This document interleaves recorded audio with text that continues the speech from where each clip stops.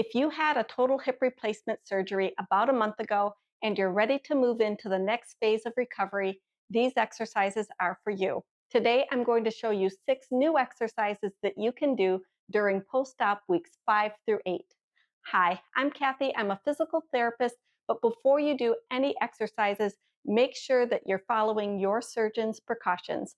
For an anterior approach, you're going to avoid excessive extension, especially when it's combined with external rotation. And if you had the posterior approach, you're going to avoid flexion past 90 degrees, internally rotating the hip and crossing midline.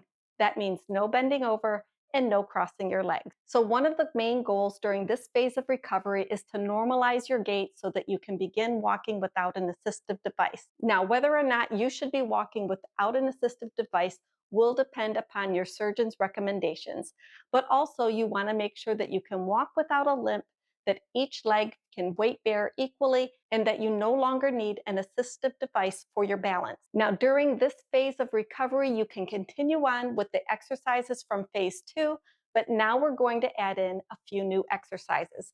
And the first exercise we're going to add is a mini squat. So what you're going to do is stand in front of a counter or a sturdy chair or even use your walker, and you're just going to bend your knees, keeping your back straight, and then return to the start position.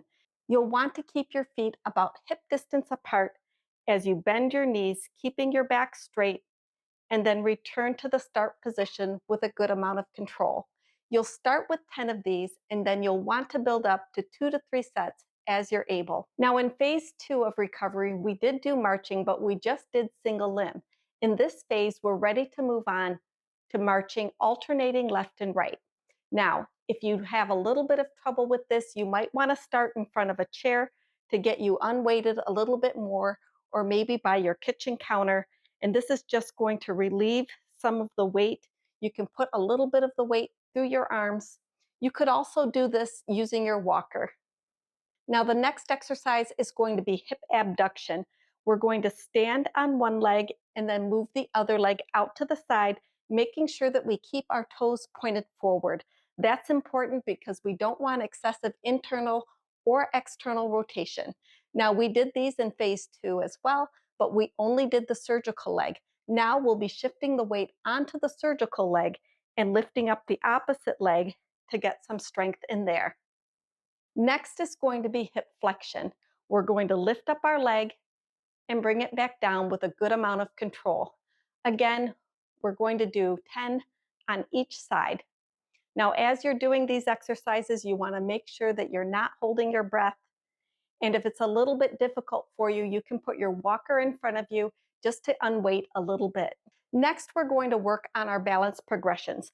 First, we're going to try standing on one leg.